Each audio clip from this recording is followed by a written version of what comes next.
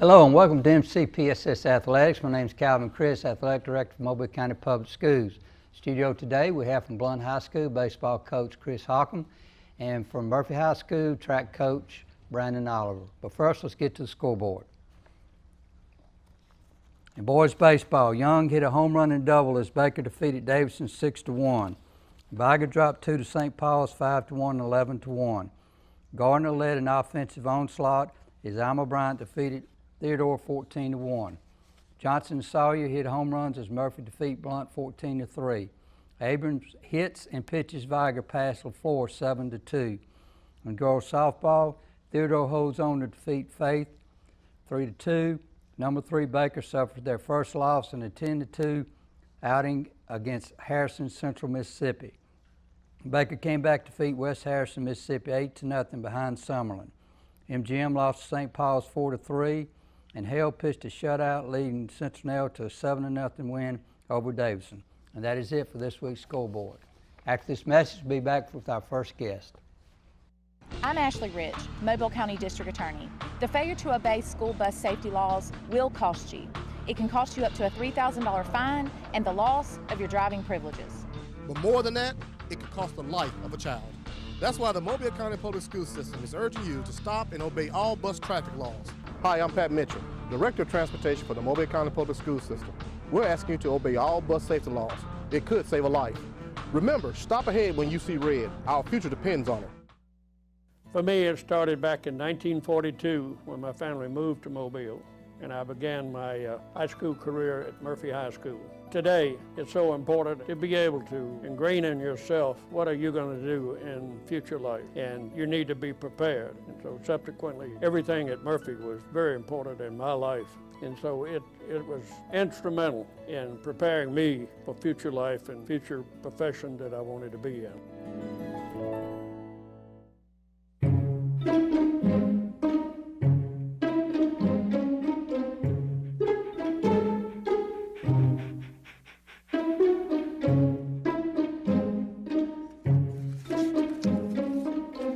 Sweetheart, gonna give you a hand? No thanks, Dad. I got it. Okay. I'm gonna go fix the lamp in your room. You don't have to be perfect to be a perfect parent. There are thousands of children in foster care who will take you just as you are. Welcome back. We've got our first guest here, the Blount baseball coach, Chris Hockham. Coach, appreciate you coming by today. Thank you for having us. Coach, has the rain hurt you any this spring? I know we've had other guests on. We've had a lot of rain. It seems like it rains every weekend. So have you missed any games? You know, Coach, we've missed a few games. I'd say it hurt us early in the season because we don't have any indoor facilities and things that some of the other schools have. And so it hurt us early on trying to practice and do some things like that. But so we got a slow start. But, you know, as the sun's come out and it's dried up a little bit, we've gotten better, and, you know, practice has gone a lot better. So, you know, we rained out probably against Murphy today, and we'll have to make that up this week. And we've had one other rain out, and we played one game up in Fruitdale in the rain on and off. So we tried to fit it in with the bus and travel and all. It's tough to go into those kind of places. So we fought it out and, you know, played 2 good games, and we fell to them, but, you know, we got it in. So it hasn't been too much of an issue for us.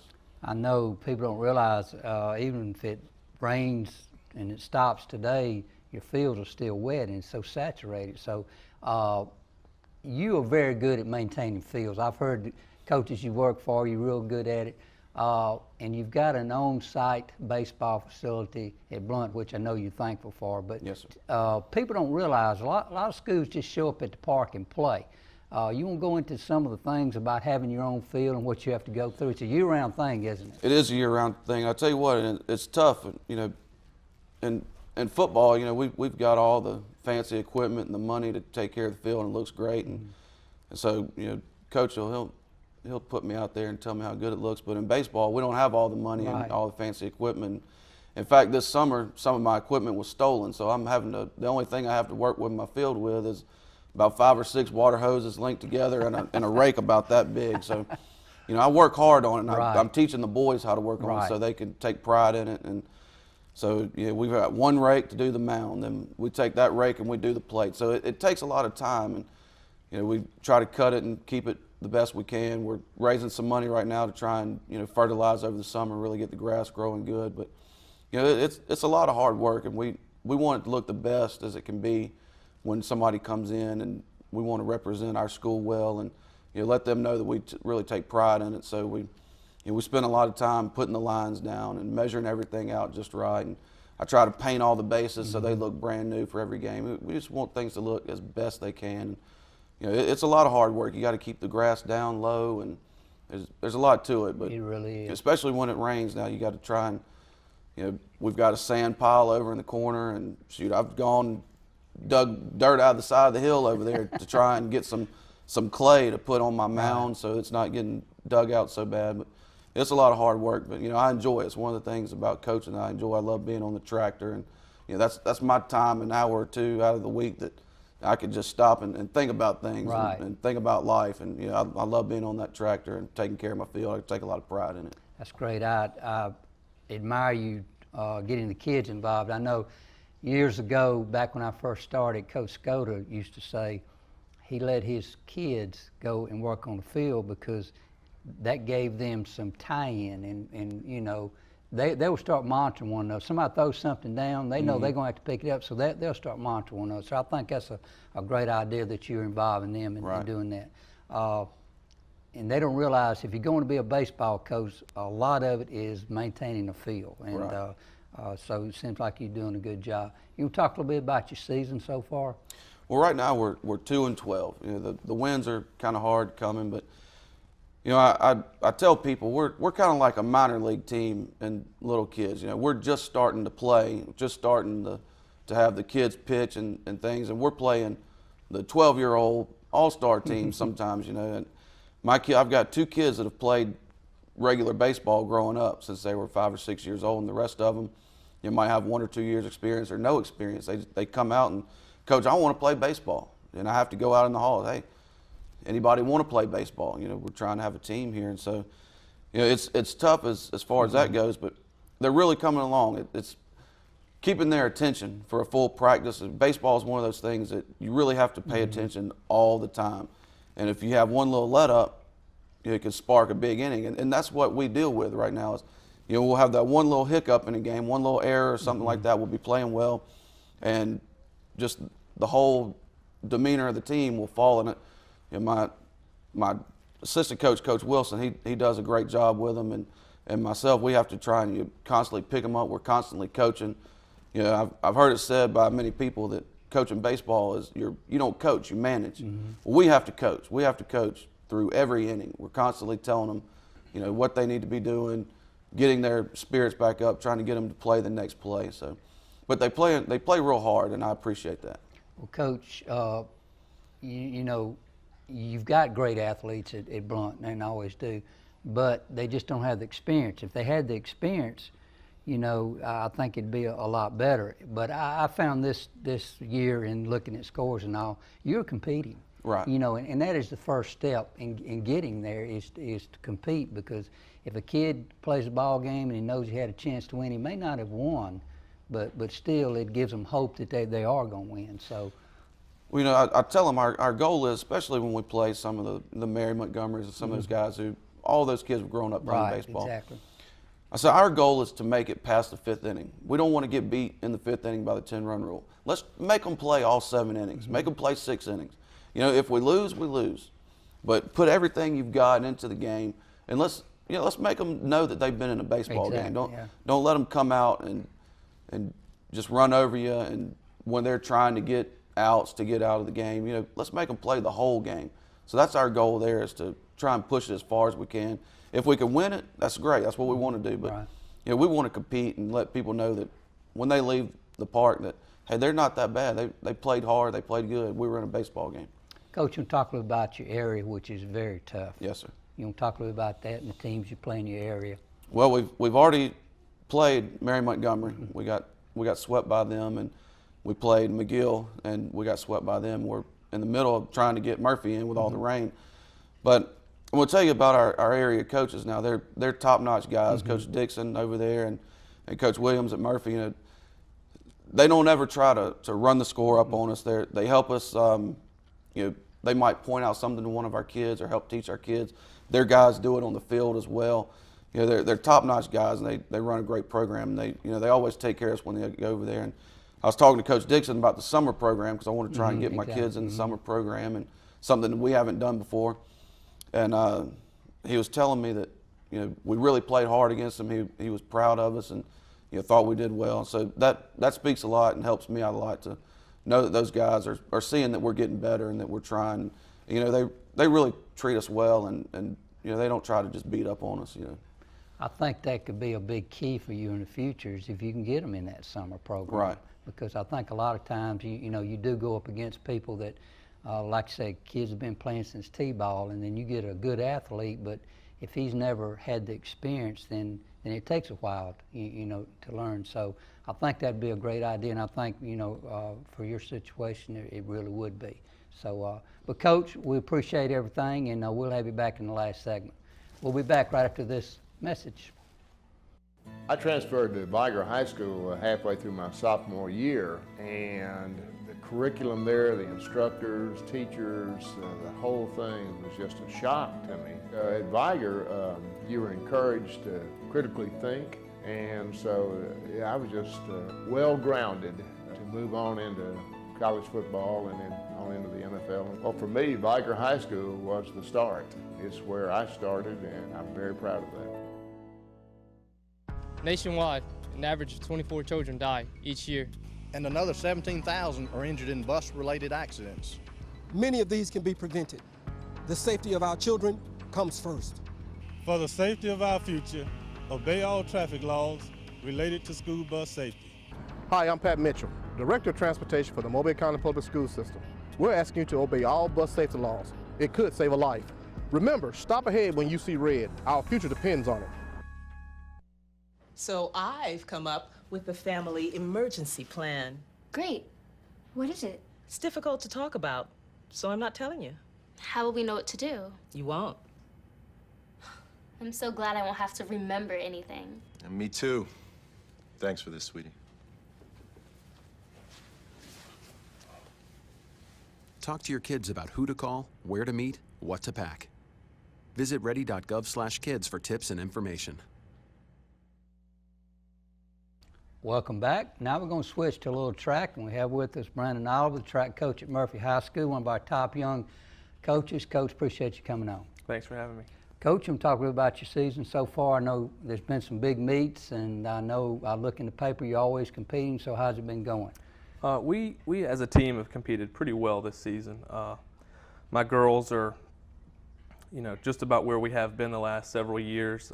We haven't had that top 25 or top 50 ranked group of girls in a relay yet this year, but we're close. We just competed in the Mobile Challenge of Champions 4x4. We ran against the number 11 team in the country, and we set our school record. We had a great weekend. Coach, that meet there is one of the top in the nation. It is. I mean, you're going to get kids from all over. What are some of the out-of-town teams that come in?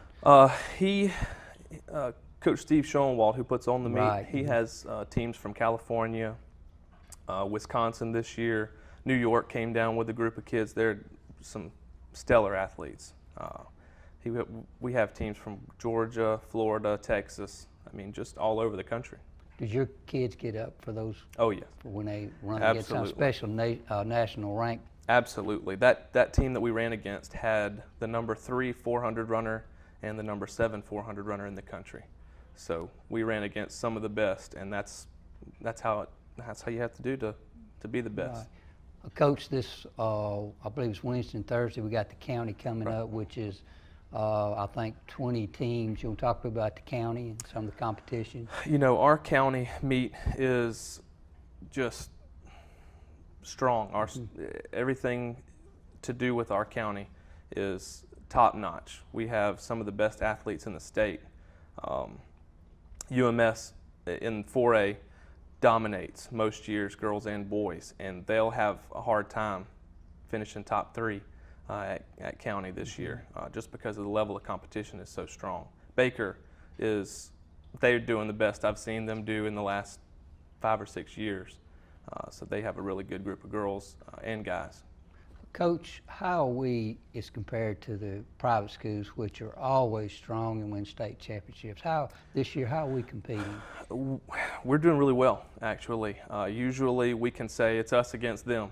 You know, that's kind of how I look at it sometimes, just to try to keep everything competitive. But this year we're holding our own. The public schools are, you know, as strong, if not stronger, in certain events than the private schools are in their events. I think that's the key there. They're always strong in the pole vaults and and high jumps and all. So I think that's, you know, we can get them sometimes in relays and sprints, but it's those field events that they always get us in. After the county, what comes next, Coach? The sectional meet, it's at McGill-Tulane this year, the end of the month of April. We'll have some of the best in the state competing in that meet. And that's Mobile and Baldwin? It's Mobile and Baldwin, County. right. So it'll be both counties coming together. Have you got a chance to go into any out-of-town meets this year, or have you stayed local? We've pretty much stayed local. We had a chance to go to the Sugar Bowl meet, but we opted to kind of put ourselves on a peak for the Mobile Challenge of Champions meet. So we opted out of that when we went to the Blunt meet that weekend. Coach, talk a little bit about your indoor season. Our indoor season went pretty well. We have a lot of good athletes. We don't get the numbers like we do for outdoor during indoor season, but the same kids that compete well indoors usually turn around and have a good outdoor season as well. So that's kind of the incentive for them to go ahead and get started with it indoor. Coach, you want to talk a little bit about the complex that you run in indoor? I heard it was just great. The Birmingham Crossplex is outstanding. It's top of the line. I've heard people that have been to big meets, indoor nationals, you know, college meets. They say it's one of the top 10 in the country as far as the facility goes. And talk a little bit about the state, where it is. And the state meet this year is in Gulf Shores, as it has been for about the past 10 years. They've just done a lot of remodeling. They've just done a lot of updating, and you know, we look forward to a good showing out there, especially from the Mobile and Baldwin County areas. I think Gulf Shores is trying to improve their facilities. They're trying to get the college meets in also.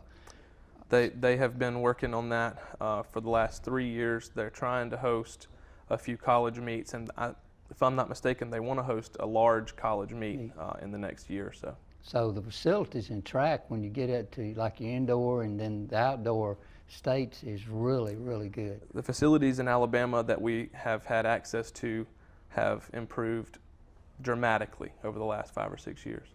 Coach, talk a little bit about when you get freshmen and you got, I think Murphy's got, I don't know, 6 or 7 feeder schools. When you get them, how advanced are they? Do you have to start from scratch, or some of them can step right in and run? Or you know, there are all levels. We get some of the kids that are out there that, Coach, I've never done anything, I've never played a sport, but you know, a friend of mine did track and they said they really like it, so I want to try it. And we'll work with them. And then we get occasionally some athletes that have been in the summer track programs for years and years, and they come in and do very well right away. We just try to progress everybody. How many of your kids are in the summer program? And I know Mobile has a strong, I think it used to be stronger than actually is now 10 years ago, but it is still strong. Have you got kids competing in the summer? We do. On our team, we have 5 or 6 young ladies that have been involved in the summer track programs for years. A couple guys, and they do pretty well on that end. We, as a state, Alabama has gotten very strong in track and field. Right now, there are 7 national leading events held by Alabama schools right now. So, you know, we're doing well. That's great. All right, Coach, if you'll stay right there, we're going to bring Coach Hawken back. We'll be back right after this message. I transferred to Viger High School halfway through my sophomore year, and the curriculum there, the instructors, teachers, the whole thing was just a shock to me. At Viger, you were encouraged to critically think, and so I was just well-grounded to move on into college football and then on into the NFL. Well, for me, Viger High School was the start. It's where I started, and I'm very proud of that. Nationwide, an average of 24 children die each year. And another 17,000 are injured in bus-related accidents. Many of these can be prevented. The safety of our children comes first. For the safety of our future, obey all traffic laws related to school bus safety. Hi, I'm Pat Mitchell, Director of Transportation for the Mobile County Public School System. We're asking you to obey all bus safety laws. It could save a life. Remember, stop ahead when you see red. Our future depends on it. So I've come up with the family emergency plan. Great. What is it? It's difficult to talk about, so I'm not telling you. How will we know what to do? You won't. I'm so glad I won't have to remember anything. And me too. Thanks for this, sweetie. Talk to your kids about who to call, where to meet, what to pack. Visit ready.gov/kids for tips and information. Welcome back. We've got Coach Hawkins from Blunt, Coach Oliver from Murphy, and Coach, I wanted for you to tell us about some of your top players this year. You was talking earlier about a couple of them. Well, I got 3 or 4 that really stand out. The first is Kelsey McQueen. He's a junior. I'm only graduating 1 senior, so I'm really positive about what's coming back. Kelsey has 3 home runs for me. He's one of my top pitchers. He's been playing baseball his whole life. He's one of the few kids I have that's been playing his whole life. So I can put him anywhere on the field, and he's gonna play and he's gonna excel. He gets a lot of respect from the other coaches as well. Faison Forrest, another one of my juniors. He's been playing a long time. He catches for me, does a good job. If I need him in the outfield, if I need him at third base, he'll go in there. Demetrius Allen is another one of my juniors. He pitches and plays third base and does a real good job. And then I got a couple of young freshmen, Brian Wilson, and I've got Orange that plays second base for me, and he pitches too, and he's coming along. When I get them on the mound, they don't want to unleash the ball. So I'm trying to get those freshmen to really unleash the ball and pitch like they can, and they're going to be pretty good for me next year. So if I could get them in that summer program that we were talking about earlier, I think we can do some damage. Coach, same question for you, some of your top athletes. I have 2 senior girls that run the distance events for us, and they've done really well. One is committed to Southern Miss. She's going to run track there and cross country, I believe, and the others has received a scholarship offer from Montevallo, and she's accepted. So they've held our distance core pretty well for the last couple of years, so we'll be trying to get some more distance girls in. What are some of your strongest events coming up, like for the county? Right now we have a very strong 4x4 girls group, an individual 400 girls group. We have 3 girls ranked in the top 8 in the county, so we're hoping to get a couple top 3 finishes there. Coach, you want to talk a little about, you mentioned Coach Wilson helping you and what he's done to help you out, your staff there at Blunt. Well, Coach Wilson, he's the reason I'm coaching baseball right now. I was umpiring, and he said, Coach, why don't you come out and help me? I'm doing basketball, and I just don't have enough time to get out there in the preseason. So he talked me into it, and last year, and I pretty much ran the team until he got out there, and then after the baseball season was over, he said, Coach, I just want you to take it, and I'll come help you when basketball's over. So we switched roles there, and it's been a good thing. I learned a lot from Coach Wilson. A lot of, he's very good at baseball. He played college baseball, and I learned a lot from him as far as the administrative part. He's a head coach in basketball, so learning how to do those POs and getting the buses and paying umpires and all that stuff that us assistant coaches we don't have to worry about. I'm having to deal with all that, and I'm constantly in the bookkeeper's office doing paperwork. So he teaches me a lot with that, and we have a great relationship as well. So that helps out a lot. Something to be said, but being assistant, you get your group and you go down there That's and right. you work with them, and you don't realize what all is involved. Like you said, it takes time to get POs, get buses, and and you know, you get a bus and then the bus driver can't be there and then you're off trying to get it. So you're right, it is a lot of administrative stuff that you have to do that makes it tough. Coach Oliver, talk a bit about your administration. I know they strongly support athletics. Several members of our administration are avid runners. They run road races every couple weekends, and they keep us updated on how they're doing. They stay up to date on our progress throughout the season, cross country and track and field. I just get a lot of support from them. They're very helpful. And talk a little about the people that are helping you this year. Oh, I have some fantastic assistant coaches and volunteer coaches.